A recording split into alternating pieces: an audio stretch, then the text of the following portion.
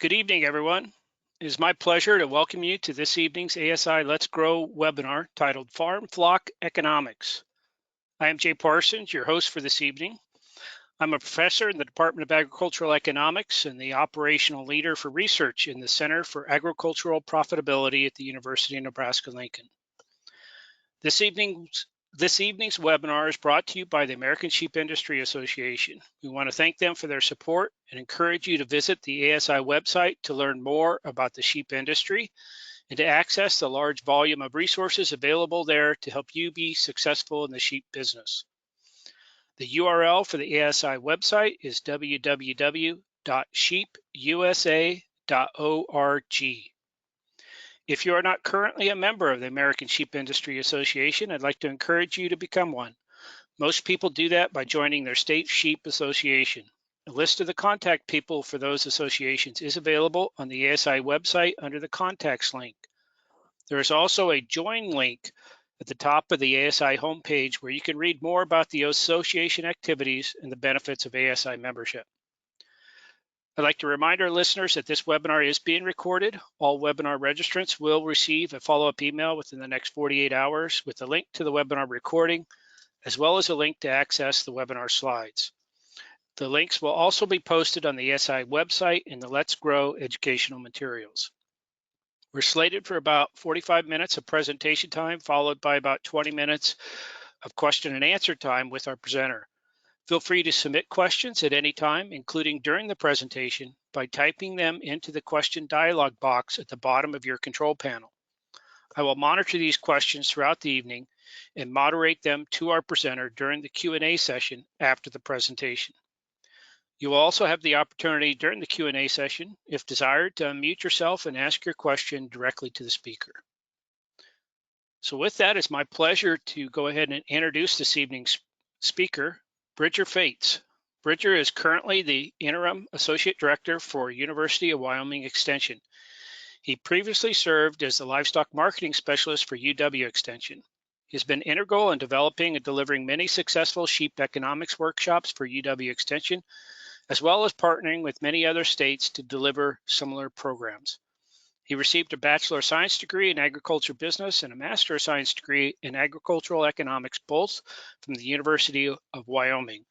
On behalf of everybody on tonight, Bridger, I'd like to thank you for taking this time this evening to share your considerable expertise with us. I know that you've done some great work for ASI, in particular with the economics and budgets and cost of production, and we're really looking forward to your presentation. So with that, I'll turn the floor over to you, Bridger. All right, sounds good. Well, it's a pleasure to be on, and I want to thank ASI for inviting me to be a part of this webinar series. And hopefully, as we go through tonight, you can find some things that will help you in terms of managing your flocks and understanding some of the economic principles behind that. So I will talk about just some basics of farm flock economics. I also want to mention that in developing this webinar, Dr. Whit Stewart, who is our Extension Sheep Specialist here at UW Extension, helped me a lot on this, and we talked quite a bit about what we wanted to talk about and those sorts of things. So I want to thank Dr. Stewart for contributing to this webinar as well. A little bit of an outline for tonight's webinar. First, we're going to talk about some of the questions and barriers you might ask yourself as you're thinking about managing your flocks. Then really hit on cost of production and how you might utilize that. Then we'll look at some of the tools and resources that are available for making economic decisions.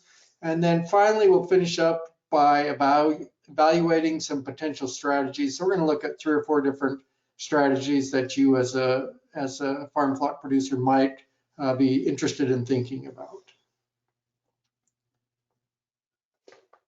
So how do you make decisions, management decisions now? I mean, there's lots of questions you can ask yourself, and some of these are more focused on that management and economic side. Certainly there's questions that you're continually asking yourself as you're producing sheep and lambs that, in terms of genetics and and what to feed and how much to feed and when to lamb and all those sorts of questions. But some questions that we thought might be pertinent to think about tonight.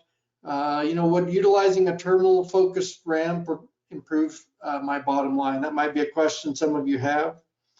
Could I manage my coal use differently to improve profitability? We'll talk a little bit about that later, and thinking about how especially a farm flock operator might have a little bit more opportunity to take advantage of some of this, the coal U marketing differences. Another question you might ask yourself is, could I use short-term use and sell all my ewe lambs? Or something as simple as, should I interseed my pasture with the legumes to reduce fertilizer expenses? So there's lots of other management questions you can think about. These are just 4 that we're going to use for some examples tonight. But as I'll talk about a little later, coming up with these questions might be your biggest challenge. So some of the barriers to being able to answer those types of questions. One is knowing your cost of production. So I have this baker example here. A few weeks ago, we had ordered some cinnamon rolls from a mutual friend that does that on the side. And I just asked her how much she made when she bakes on a plate of cinnamon rolls, and her answer was she had no idea.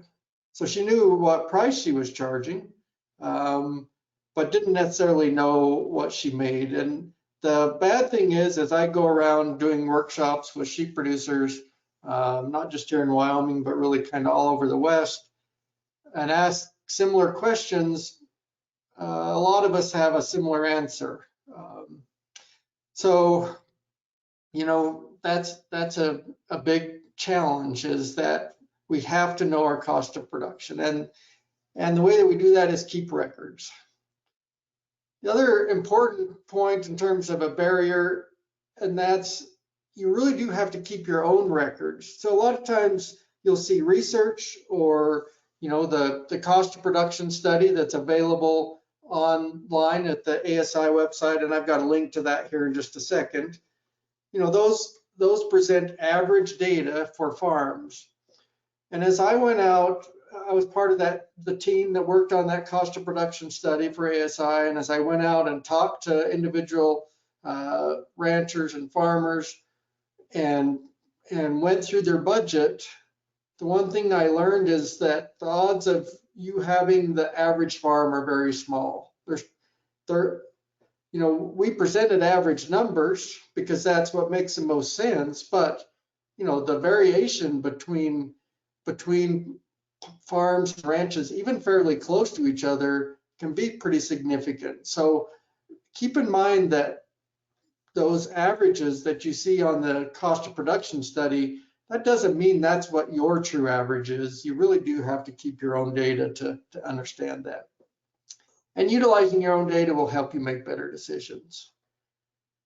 One of the big challenges that we've talked with producers about is figuring out those good questions to ask yourself can be really difficult.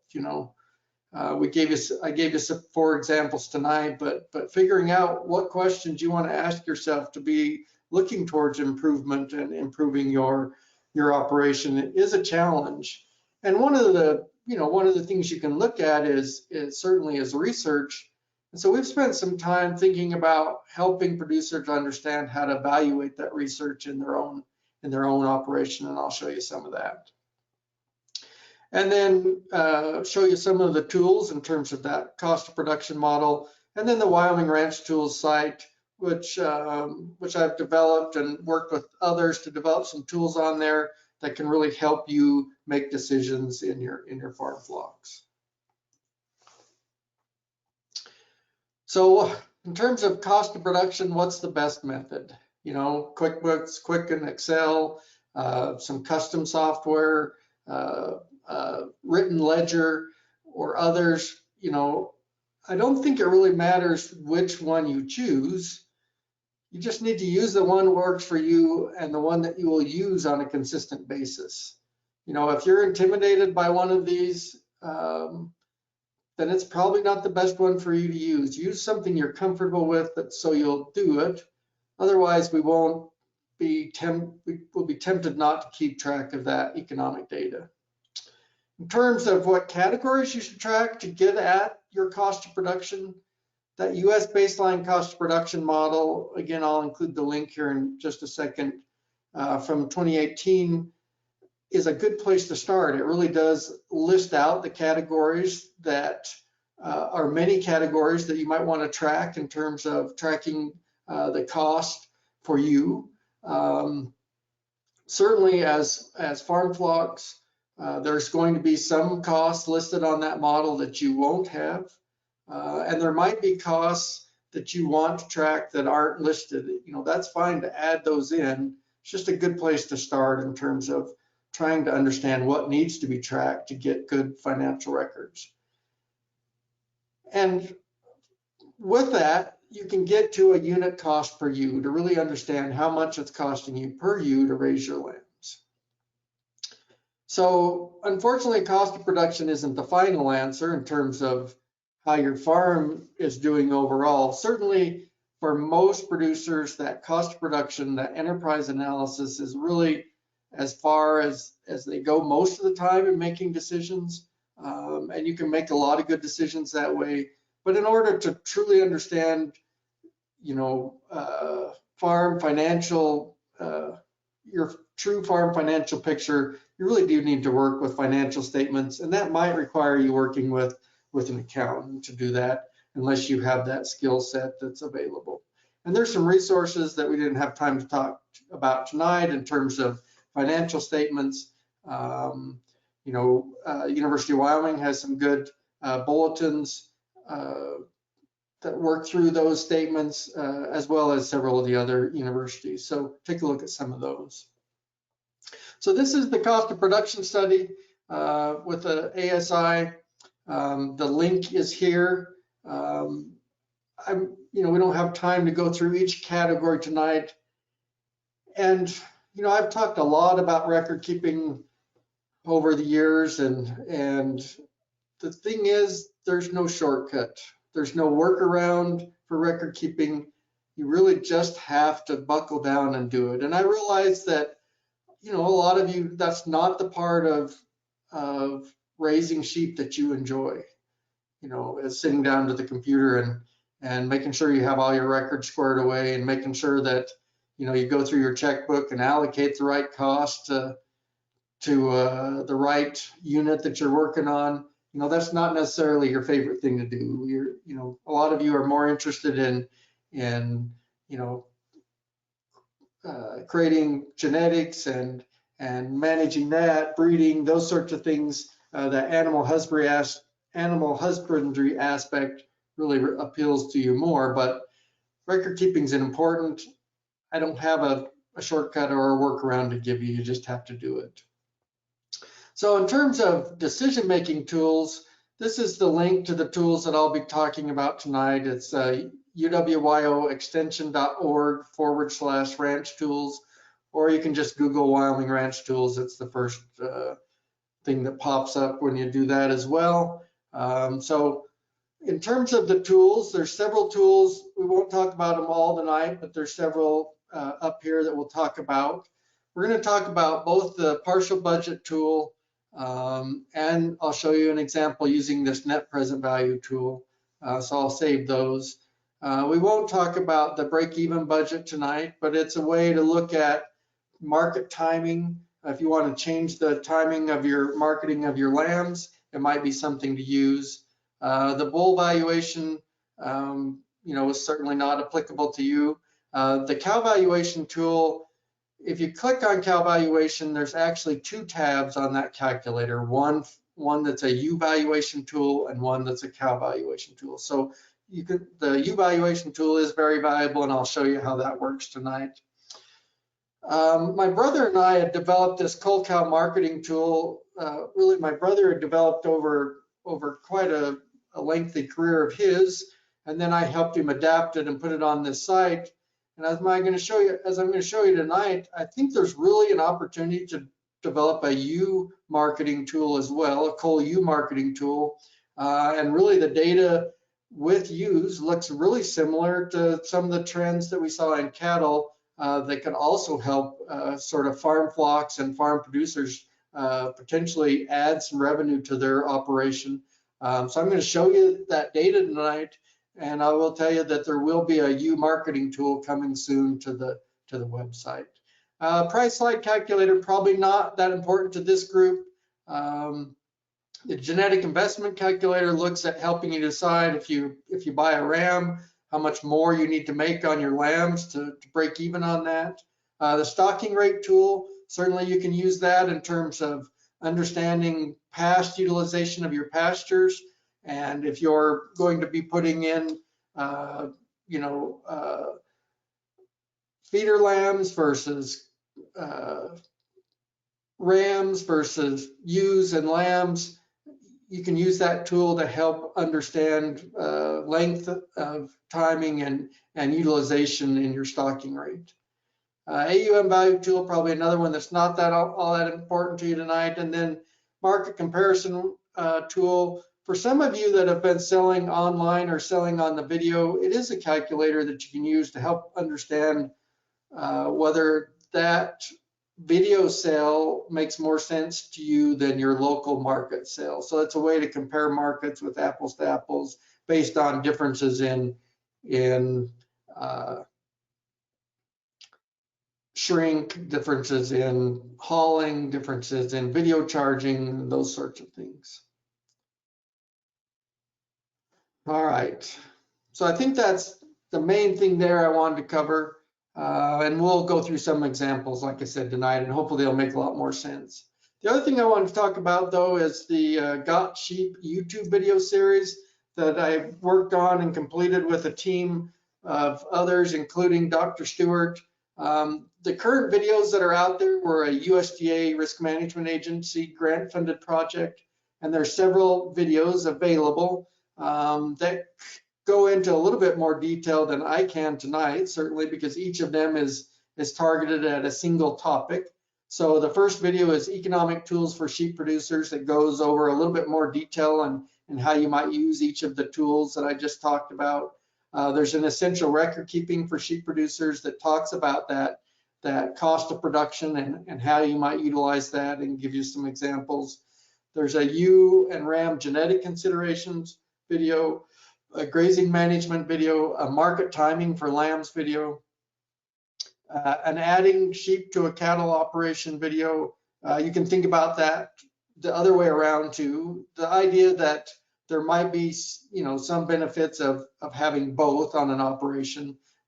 So something to consider, and then managing internal parasites. So these videos are all up and available. Some upcoming videos that we're currently working on through a different grant, USDA WSARE or Western SARE grant, is really looking at this idea of evaluating research. So when researchers come out with questions that you're interested in examining on your operation, how do you tackle that research and see if it makes sense for your specific farmer or ranch? And so we've got 4 videos coming out in the next few months. So interseeding legumes, forage feeds, fecal DNA analysis, and winter feed analysis. So if you're interested in those, again, the place to find those is the Master Stockman Consulting YouTube channel, and there's the link to that down there at the bottom. These videos are all free to use and access, and really tie back to the tools we're going to talk to you about tonight. So let's go through some of those questions that I had listed, and we'll talk about them. So, the terminal RAM question: would utilizing a terminally focused RAM improve your bottom line? This is really a pretty simple use of the partial budget tool, and I'll show you how to use that.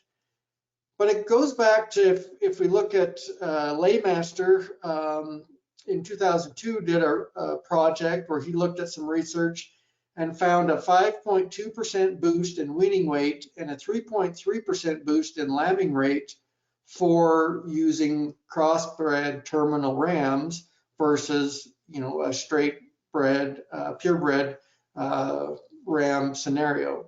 So, for some of you, this isn't interesting at all. You're wanting to produce purebred lambs. You might have a market for that. You might be selling some ram lambs out of your herd. So I'm not trying to convince you that's the right question to ask yourself. But there might be some of you that have just been using purebreds because that's kind of what you had done in the past, but you're just selling your lambs to the commodity market.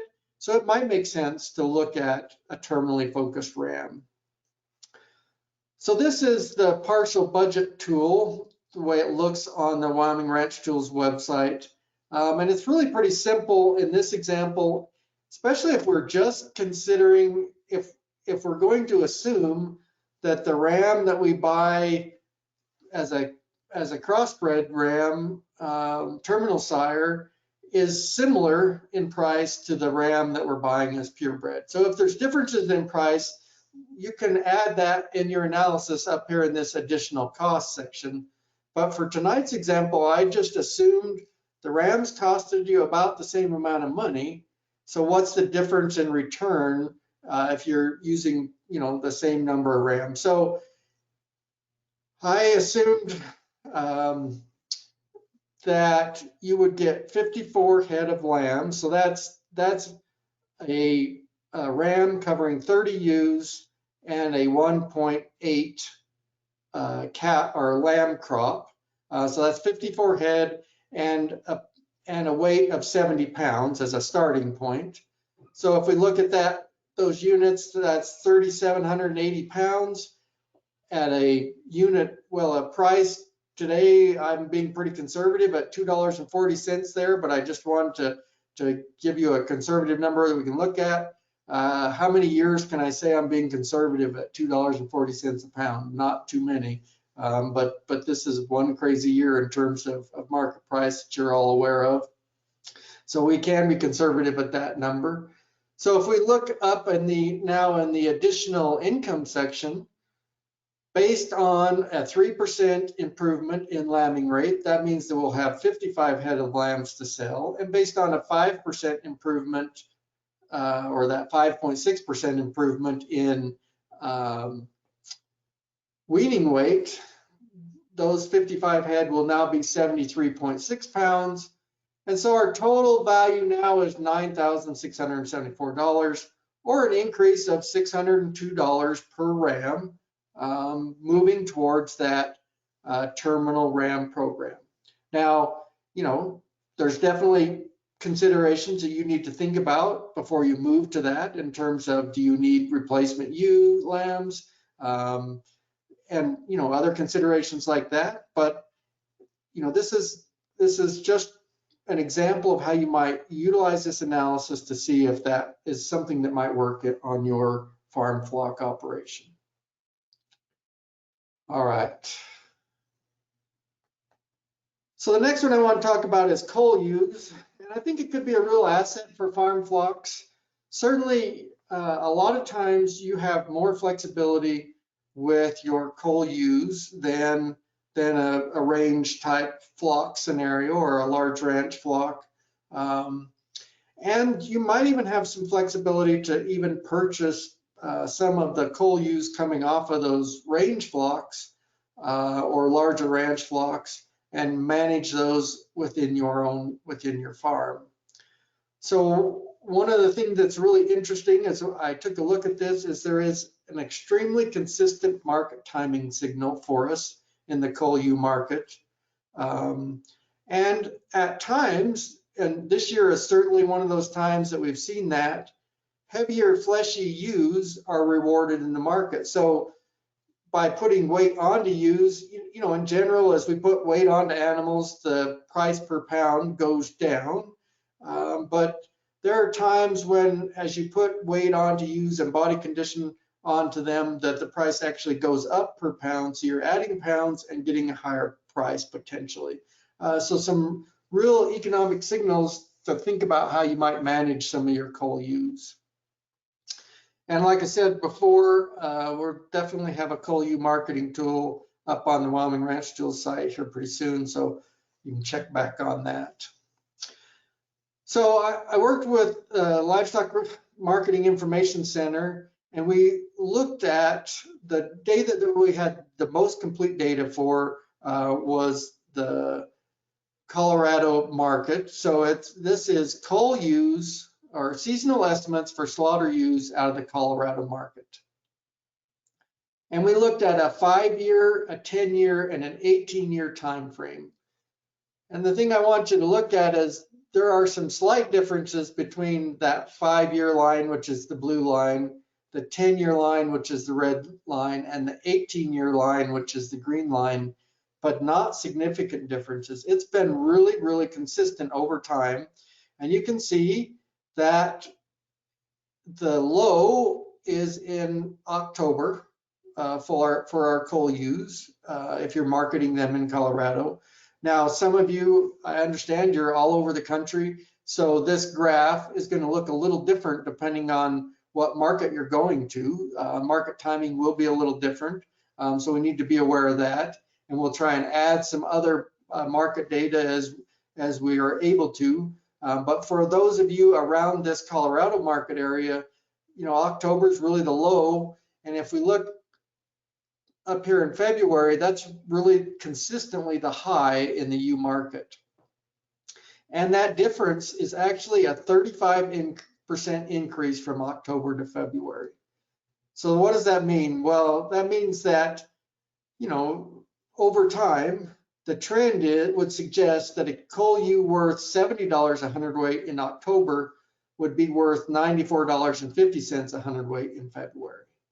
So a pretty significant increase in price. And the other thing I need to make sure I mention is the ewes that we looked at in this data was the good 2 and 3 and 3 to 5 ewes. So these are average fleshed to above average fleshed ewes. The utility ewes, there's not as much data on, so it's going to take some cleaning up to get to the same point. But this was the set with good data, and I think it's really informative, or can be really informative to us as we think about managing our cull ewes. So if we put that in a partial budget and we think about it as a farm flock, maybe going and buying some cull ewes from the market, you know, if we went and sat in the auction there in Colorado and bought 20 head of cull ewes out of there, that's this example, and they were 180 pounds, that's 3,600 pounds at 70 cents a pound or $70 a hundredweight. So you'd have $25.20 into those ewes. If you just kept them and fed them a fairly low cost ration through until February, the trend would be that market would go up to 94 cents. In this example, I assumed that you would have one die. You may have more or less than that, but I thought it would be good to assume that we might have one die in this venture. So as conservative, we get to a net income of $1,052 on 20 ewes. That doesn't account for the trucking, the feed, and those sorts of things, but that's really dependent on your farm, how close you're located to a market, how close you might have access to some cull ewes you can buy, what kind of feed you have available. So I didn't put those in, but essentially this is your feeder margin. If you can feed those ewes for less than $1,000 in that time frame, it might make sense to manage them that way and market them in February instead of October in this region. And certainly one thing to keep in mind, Dr. Stewart really wanted me to point out, and that's that cull ewes, you know, especially if you buy them off a larger ranch or a range flock operation, generally in the fall and October, they're fairly stressed on feed. And so they're pretty lean, and it doesn't take much feed to get a fairly substantial compensatory gains out of cull ewes. So even, you know, a couple of weeks of good feed after you bring them off the range can really add some flesh to those ewes and improve your marketing for them. So another question that I asked that I thought, some of you may be interested in is this idea of short-term use. So can you buy these older ewes and just run some older ewes on your farm flock and sell all your replacement ewe lambs, either as replacement ewe lambs or just as lambs to the commodity market? Is that something that might make sense for you? Certainly, I know that a few producers are doing this. If you watch the Northern Video Auction and look at some of the prices of those old short-term ewes, it would really indicate that somebody has figured out that they can buy those short-term ewes, run them for a couple more years in a lot better farm flock situation than they were out on the range, and make a decent margin on those cull ewes, or I mean not the cull ewes, but the short-term ewes, sorry. So the way that you would look at that is to use this ewe valuation tool on our Wyoming Ranch Tools site. Like I said, you go out to the cow valuation tool and you can click on this ewe valuation tab. Then you enter in information in this yellow boxes. So this first one is really dependent on your operation and what is your annual cost per ewe. The better you understand that and really know that number, the better off you're going to be. If you're just guessing at that number, it can be pretty significant, because one of the most significant things in terms of how much you can afford to pay for ewes is that annual cost per ewe that it costs you to run them. So really work at that number. In this example, I had $110 in there. The sell weight of lambs, I had them in at 80 pounds. That maybe matches up to yours or not. So you need to use what you're actually seeing on your operation there in terms of sell weight of lambs. Lamb price, right now I put them in at $245 a hundredweight.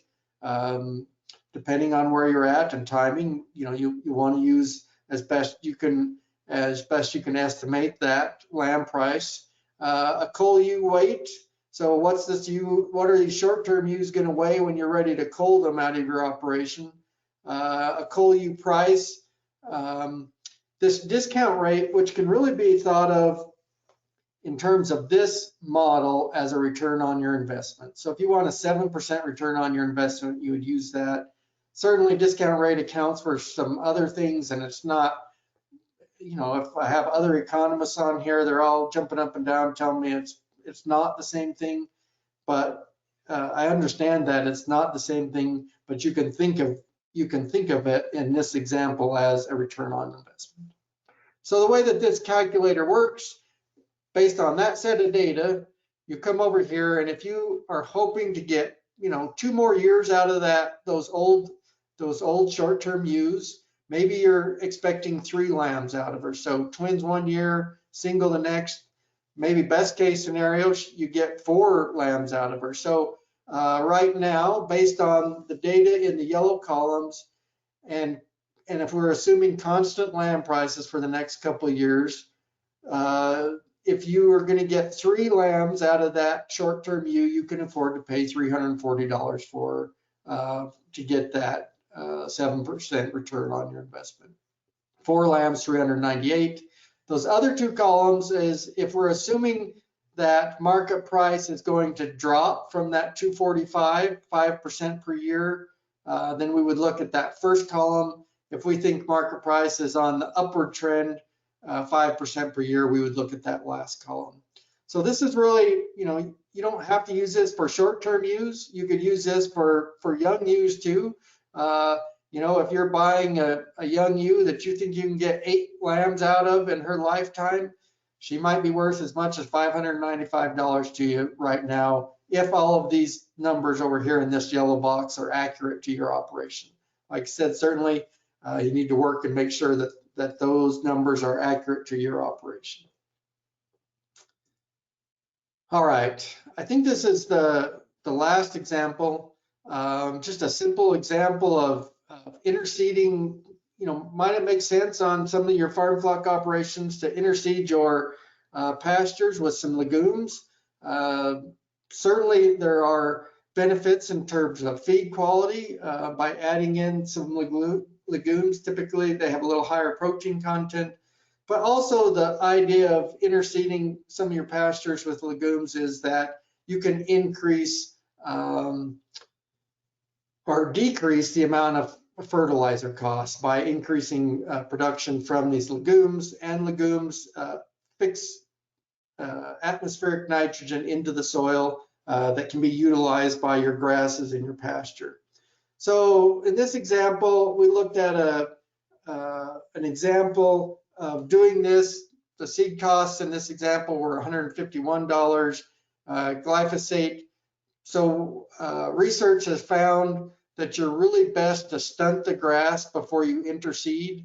You have to be careful with that and really do your homework in terms of what rate you should stunt it with.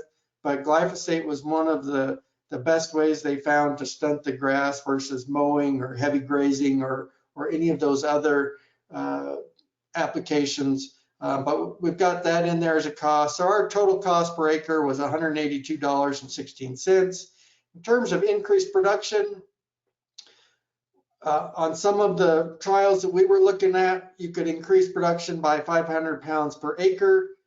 If you looked at a 10-year average hay price for that other or grass hay of $180, and then you would also save $60 in annual fertilizer costs. So that's a $240 increase with $182 of expenses. So the last tool I'm going to show you is this net present value tool. If you are making an upfront investment that's going to pay over after several years, this is the calculator you would use. In this example, we said that we were going to add $82 and our investment was $182.16 per acre. We had an interest rate, or again, return on investment is another way to think of that, of 7%. In this example, it is more of a true interest rate. So the annual costs, we're actually saving $60 a year per acre through fertilizer savings. And then in terms of revenue, we increased that a quarter ton at $180, so $45 a year. Now, this interseeding doesn't last forever. The legumes tend to work their way out of the system, and so you don't get that benefit forever. But as you can see in this example, we had a 5-year positive net present value of $214 per acre. So that means after covering the interest cost of 7%, you still had $214 per acre above that after 5 years. After 10 years, that was $520, and really a break-even year of 3 years on this interseeding example. So not something for everyone, but again, might be something you want to consider. So I think I might have got through a little quicker than 45 minutes, but I'm happy to take questions now. I will say those calculators on the Wyoming Ranch Tools site, as we work with sheep producers all over really, it takes some practice to use them, and they're not all completely intuitive. I've tried to include some fact sheets and some advice as how to use them. We're adding these YouTube videos as well to try and teach people how to use those tools better. But if you're out there working on one of the calculators, you have questions, my contact information is on that Wyoming Ranch Tools website. Feel free to email me, and I'm happy to answer questions as I can and help you work through those issues with the calculator. So with that, I guess I'll take any questions. Thanks, Bridger. That was good stuff, and a lot of good examples there for people to think about and to stoke some questions. And we did have some come in while you were talking, and I'll get to those straight away here. But first of all, if folks didn't notice, some some people asked for me to post those URLs, and I did. So the URL to both the ASI cost of production document and the Ranch Tools website on UW Extension, both of those URLs are posted in the chat box. Feel free to grab those there, copy and paste them into your browser and make use of them. They will also be included in the slides that are posted tomorrow after the webinar, so you'll have access to them there. So with that, let's go ahead and entertain some questions, and you can keep sending your questions in using the question box. If you like to type those in there, it's in your control panel near the bottom, and I will get to those in due time. If you have a desire to speak directly with Bridger and ask your question directly of him, feel free to raise your hand, and I will call on you by name and unmute your microphone. So let's go ahead and tackle some of these. Some of them came in regards to marketing early on, and we had an individual that has been selling their sheep, both lambs and some ewes at auction, and they're looking to move away from that and perhaps engaging in some direct sales, because they have some large butchers in their area that are willing to work with them, and they want to know how you recommend they approach pricing animals for direct sale. Well, you should price them from an economist perspective. You should price them as much as you can get for them to sell them. But no, so I mean, I think the market comparison tool might be a little bit helpful to look at, because if you're selling direct sales, you most likely won't have some of those costs that are associated with taking your lambs to market. So there's no commission charge. There's probably not going to be really a shrink issue, because people will either be coming on to your place or you'll be delivering them, but more locally. So there's some of those factors that you can calculate using that calculator that will show you, how much value that adds, and so in terms of pricing. But some of that really is, when you get into direct marketing sales like that, is, doing your homework, looking around at some of your neighbors, at some of the classifieds, and seeing what those lambs are selling for in a direct market. And I mean, I don't have a lot of other advice for you. The market data unfortunately, market data for the sheep industry is harder to come by than the cattle industry, certainly. And so, trying to find data to generate where you should be at on those direct sales is pretty challenging. Okay, thanks. And another question that came in early on involving allocating costs, and they just said, for example, medicine and vet costs. Do you average those costs throughout the whole number of ewes that you have, or should you keep individual records? How do you recommend allocating some of those whole flock costs for information purposes? Yeah, so the way that we would do it typically in a cost of production sort of, or an enterprise budget, is to capture all of that cost. So capture the total cost, and then at the end, divide out to get a per ewe cost. But if your vet costs are $500 for the year, put the total $500 in there, and then also divide it by the number of ewes, so you have a per ewe vet cost, and then at the end you'll have a per ewe total cost as well. So really both, you want to keep track of the total amount, and then divide that out by the number of ewes to get your per ewe cost for each of those categories as well. Very good. And somebody asked, is there a fiber-focused economic budget tool out there? A fiber-focused economic budget tool. Well, not that I'm aware of specifically. Definitely some of those tools on my website, or certainly other, partial budgeting is not I mean, it's a calculator that's on our website, but it's not. I don't have any sort of claim to fame on the partial budget. That's widely used, but it's a tool that you can use to make fiber decisions as well. And looking at trade-offs between fiber and meat production and those sorts of things, a partial budget tool would be a good tool to make those. But specific fiber-focused tools, I'm not aware of any. If others are aware, I'd sure like to know, but I haven't come across any. Yeah, I have not either. We did have somebody second that. They said a fiber focused economic tool would be awesome. So we Yeah. need to get to work on that, Bridger. Yeah. So the last one that came in while you were talking was when you were talking about feeding the ewes, and you had, I think it was right around $1,000 or something, that feed costs that you need to stay under in order to make money on Right. it. Right. But the question was really, does this still hold with high costs of hay and forage in this particular year? And maybe instead of just looking at that direct away, just maybe how you might want to look at that in terms of varying hay prices in general from year to year. Right. And so I purposely didn't put the feed cost in that example.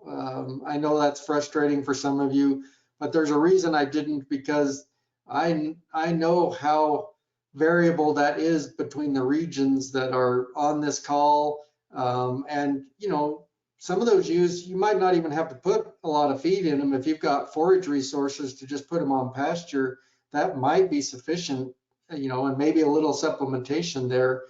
So people's individual feed costs will vary significantly.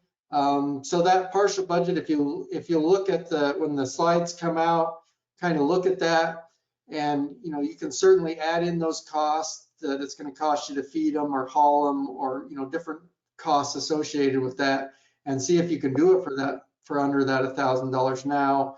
And then, like I said, stay tuned. The cull cow or the cull ewe marketing tool that we're developing definitely takes care of a lot of that for you in terms of helping you work through that process to see if it makes sense or not for you to manage in that way. Okay, I'm going to ask one more question, and then Roger, I'm going to give you a heads up online. You have your hand up. I'm going to go to you after this question. So the question came in regarding terminal RAMs. You want to explain a little bit about what's a terminal RAM versus otherwise? Okay, so I'm the economist, not the sheep specialist, but in working through with WIT on this, terminal RAMs and really, it's the idea of, if you're using a crossbred program to increase hybrid vigor in your lamb crop, both from weight and number of lambs, those lambs probably aren't going to be lambs that you would want to save as replacement ewe lambs out of those. So the idea of a terminal sire is it's meant just solely to add weight and add numbers to increase the number of lambs that you can sell to the commodity market, or to any market, I guess. But the terminal indicates that you're not anticipating using any of those ewe lambs for future breeding stock. Okay, very good. And Roger put his hand down, so I'm assuming his question is no longer wants to ask his question, but another hand went up. Dave Scott, your hand is up. I'm going to go ahead and unmute your microphone. And Dave, are you there?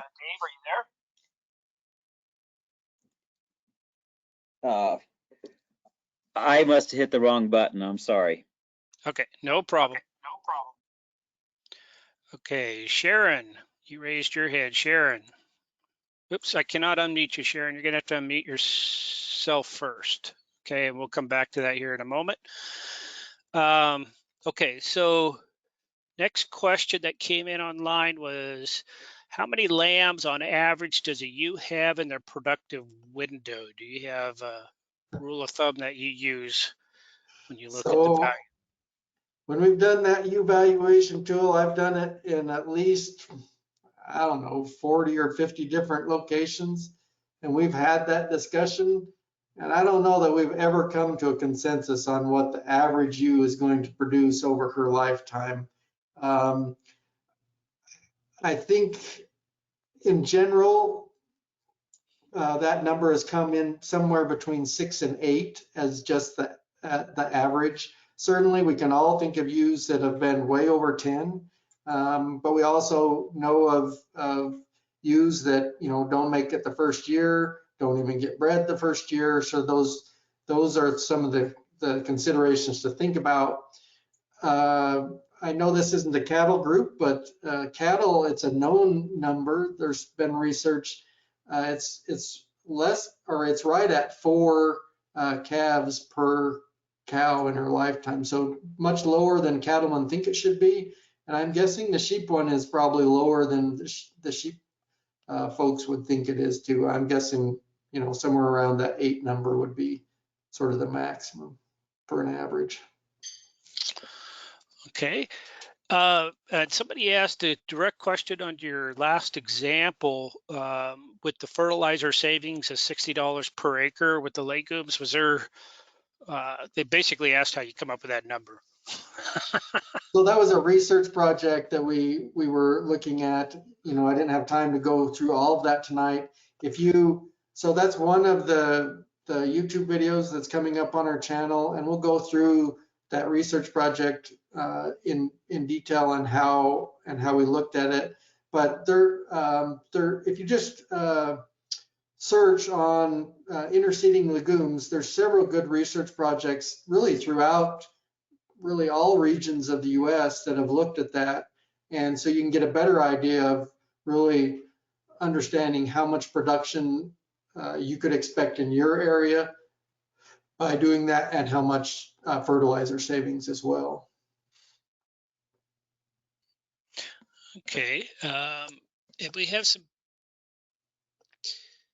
let's see, we have some direct marketing questions, which some of them are in tunes with regulations. I'm assuming you don't know any more than I do on that, right? Probably not. Okay. Let's see. Some people did, we did have an offer from somebody that mentioned the USDA National Monthly Grass-Fed Lamb and Goat Report is a helpful basis for pricing farm direct to consumer lamb. So the USDA National Monthly Grass-Fed Lamb and Goat Report. I'm not familiar with that. Are you familiar with that at all, Bridger? No, I haven't looked at that one. I've looked at the regular USDA monthly market report, but Yeah. So I haven't looked at the grass-fed one. So yeah, thank you, Kyle, for submitting that. So perhaps some people can get some help there with that. Another comment came in on a month-to-month cash flow analysis spreadsheet being very helpful for knowing your cash requirements. You want to speak a little bit in terms of the usefulness of doing cash flow budgets and maybe some of the tools that you have available for that? yeah, I think cash flow budgets are important depending on operation. And some of the calculators, and we kind of I address that in some of those in some of the bulletins that are associated with the calculators on the website. But certainly as cash flow tightens, risk becomes a bigger issue too. And so some of those examples I showed where we used a 5 or a 7% discount rate, if cash flow is really tight, you might want to use a higher discount rate because cash is going to be more valuable to you today than it is in the future when cash flow is tight. So that's some of the considerations in terms of using the tools. In terms of the budget, I don't have a specific cash flow budget on my website. I think utilizing a good set of financial statements with a cash flow budget that are available on sort of other university extension websites is a good way to approach that. Okay, and Oogie provided a link, which I assume is to that report, looking at the URL. And I just posted that in the chat, and it comes with a caveat that the report is voluntary, so not always up to date every month. Yeah. So there's a link to that report in the chat box if you're interested in taking a look at it. Okay, you provided a really nice graph on the coal U market prices in Colorado and said, you know, it could be different in different areas. Question, you had to anticipate, how do you find the pattern of coal U market in our local area if it's not Colorado? Right, right. So, you know, as I was preparing for this webinar, and really thinking about some of the things that we could do that were unique, that the coal U thing was something that we talked about, and so I had, you know, the opportunity to look at Colorado. My intent is to look at some of those other markets too with LMIC and see if there's enough data that we could generate similar curves for other markets throughout the country. So I'll be trying to put those up and available to folks. And we would include those on that coal U marketing tool. But otherwise, I mean, some of you will have you know, you might not have a full, you know, sort of understanding in terms of what those graphs look like, but a lot of us have a sense in terms of, you know, marketing in those busy times when the markets are low versus marketing in the off times when people are needing coal use. You know, if you can just watch that over time or go out and look at your market data, you know, over the last 5 or 10 years, you can get at least a starting point there. Like I said, I apologize for not having all of those curves generated. Hopefully we'll be able to generate more and make that available to more regions. Okay, and we have another hand up. I'm just giving you a heads up, Gene. I'm going to go to you after this question. You're self-muted right now, so I won't be able to unmute you until you unmute yourself first. But before that, we had a question on how do you calculate the holding cost for fiber? For example, we have high upfront costs, hold finished fiber for a long time. How do we calculate the holding costs? The holding costs in terms of storing fiber. Yeah, storing their wool for long periods of time. Right, and certainly we've experienced that in the last few years where we've had those situations. It depends on where you're storing it. You know, a lot of folks store it in a co-op. If you're storing it in a co-op, it's fairly easy to calculate because they're sending you a bill, so you get that calculation. If you're storing it on your own, you know, using some of your actual costs is important. I think the other thing to consider when you're doing storage is some of the time value of money concepts that I talked about in terms of like the net present value. You might use that calculator on our website, because when you forego selling your wool, even at a lower price, you know, taking that check and putting it into the bank or investing it in other areas, you will start generating interest on that money. And so you need to make sure you account for that interest in that calculation. But again, I'm trying to think of anybody that has a specific fiber tool to look at that. Certainly, you know, these are some great ideas in terms of some of the fiber specific economics that maybe it's time that I can get with WIT and we can work on some of those and add some tools to the website to look at that. Yeah, and along those lines, Jacob offered that the Maryland small ruminant page has a wool enterprise budget, and I'm not sure what all is included in that. I may have seen that, but it would have been years ago that I looked at it. So, so people might check that out and see if that covers some of it. And of course, there's risk involved in storing it too. And I know a lot of times some people just allocate that specifically, and sometimes they just raise that opportunity cost interest rate as a risk factor in there. But yeah. Okay, Gene, you are next, and I think I can unmute you. So let me go ahead and do that. Gene, are you there? Yes, I am. Okay, go ahead. I have one question and then one comment. Regarding the coal U market, I'm in the West Texas region, so San Angelo's, you know, 50 miles away. So when you look at their weekly sale report, all they have is just, slaughter use. And Right. then, Benny breaks it down into, fleshy and then, kind of not so good. So when you say a cull, if I was to take that data, would I just use everything across the slaughter? How did y'all do it for Colorado? Did they actually have a classification that's called a cull U market, or do they just call it a slaughter market? Sorry, it's called slaughter. On the market report, it is slaughter, and it's slaughter use. But the only ones we looked at in that example were the good 2 to 3s and the good 3 to 5. So average fleshy and then a little above average fleshy in terms of the 3 to 5. So if I was going, you could, but definitely look at that slaughter. San Angelo probably will be a market that I would definitely, I think we would have enough data that would be able to calculate a similar graph on with LMIC. So I'm hopeful to be able to do that here in the near term. Yeah, I mean, San Angelo publishes every week except for 2 weeks out of the year, so that they're not open. So you should have good data there.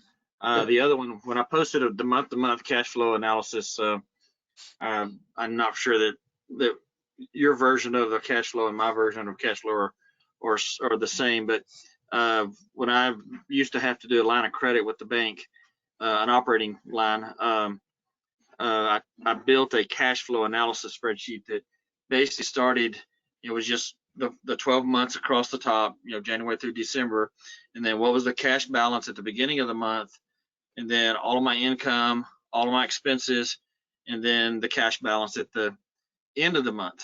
And then that end of the month became the beginning balance for the next month. And then you go through and you basically plug in your income, throughout the year in the different income categories. And then you basically do the same for each of your expense categories. And it was quite eye-opening once I got it completed. And then when I sent it to my banker, the president, he was like, wow, this is really gives us a really good view of the operation. And what you'll find is you'll be pretty good with your cash flow out most of the year, but there's 2 or 3 months where you're going to be you're going to have to go and secure some kind of lending if you don't have enough operating cash. You'll have a couple of times a year where it gets really slim, or you'll need to go to the bank and say, I need 5,000, 10,000, whatever your numbers are, for 30, 60 days. So it doesn't have to be a 12-month loan that you're paying interest on the whole year. So what we did, we changed the strategy of, I need 10,000 for 60 days. And that's what I would do. And then 60 days later, I paid it off, based on the income as it came in. So that's kind of what I meant as a month-to-month cash flow analysis spreadsheet. Right. And so, I mean, I think we were somewhat on the same page in terms of if you use, the regular cash flow statement in terms of the financial statements, you can essentially do what you were talking about. You use it as a monthly cash flow statement that rolls up to your annual cash flow statement. And then it becomes integrated with the other financial statements to really help you understand whether you're building equity in your farm or losing equity and those sorts of things. Okay. Yeah, thanks for that question, Gene. The cash flow is really an important tool, especially when you look at the risk of some of those things, right? The uncertainties of when the cash comes in or maybe when the cost shows up. So thanks for those questions. Raymond, you also have your hand up. And Raymond, if you're ready, I'm going to go ahead and unmute you and give you an opportunity to ask your question. Raymond, are you there? Yes, I am. Richard, what I would like to ask you is how much work is the university doing towards hair sheep, if any? Specifically, University of Wyoming? Yes. Not a lot. I think it would be better if Whit was on here to discuss that. Whit's certainly the one that would be sort of leading some of those efforts. I think he's looked at it a little and has some collaborative projects possibly, but I don't think specifically that UW has got a project right now on that. Well, the reason I'm asking that is we raise registered Katahdins up here in northeast Wyoming, Yeah. and there's getting it's growing with a lot more operators raising raising hair sheep because of wool prices, hard to find shears and stuff like this, and that they get much better lamb crops from the hair sheep. And I was just curious if the university was starting to pick up on the growth of hair sheep. Yeah, and Dr. Stewart would really be the one to talk to. I know that he did speak at I think it was the National Katahdin Convention in Idaho this That wasn't the national, that was the Rocky Mountain. Rocky Mountain one. So I know that he spoke there, and so he's thinking along those lines.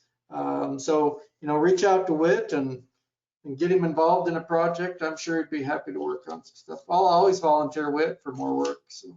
Yeah. Thank you. Amy volunteered that he spoke at the hair sheep seminar in Powell last spring. So I don't know if that's the same one you guys are talking about, the Rocky Mountain one or not. No, But that is a different one. yeah, so he has done some stuff with the hair sheep. So looks like Whit's your man. Gene, you popped back up here with your hand up. I don't know if you had another question or Yeah, I was just going to make a statement. go ahead. In Texas, I mean, we've got probably not as much of a Katahdin presence, but we've got a huge Dorper presence, which is, hair sheep. So you might want to watch some of the stuff that I think Texas A&M's doing, some stuff on the hair sheep, parasite related items. And so you might be able to find some information. And I was just up in Wyoming last year, and I'm finding that the Wyoming operations and the West Texas operations are just spitting images of each other, weather-wise, and a lot of other things. Of course, you get a lot of cold weather, but the rain and whatever is very similar. So I'm finding there's a lot of very similar operational decisions and things that are very, pretty much the same. Thanks, Gene. Okay, I think we've pretty much made it through the questions here. And yeah, Amy added that Whit actually coordinated that seminar. So, okay. So yeah, Bridger, this has been a good conversation, and I really enjoyed. Oh, no, maybe not. Somebody's hand popped up, but it looks like it went back away. Really enjoyed your presentation and also the Q&A session and the conversation with folks. Of course, University of Wyoming, you and Whit are putting out some good information. There's some good stuff coming out of Texas A&M, and then the Maryland small ruminant page was mentioned again with Susan's work there in Maryland with that group. So there's a lot of good information out there and a ton of stuff left to learn. Unfortunately, we're always learning, right? Yep, we are. Yeah. So with that, I'm going to go ahead and close things out this evening. I want to once again thank ASI for providing funding for these webinars, and encourage all of you to visit their website at sheepusa.org, where we post these materials. There's a lot of different educational materials up there for you to draw from. You all will receive a follow-up email that will have a link to the PowerPoint slides that Bridger used this evening, and then also a link to the recording of this webinar, and feel free to share that with others. These are all for public consumption. And then I guess the only thing left to do is thank you, Bridger, for a great presentation and great answers to the questions that came in, and some really good conversation. All right, thank you. All right, everybody have a good evening, and we'll see you again next time that we have one of these ASI webinars. Should have another one coming up before the end of the year here, possibly late November or early December is the plan. So more on that to come.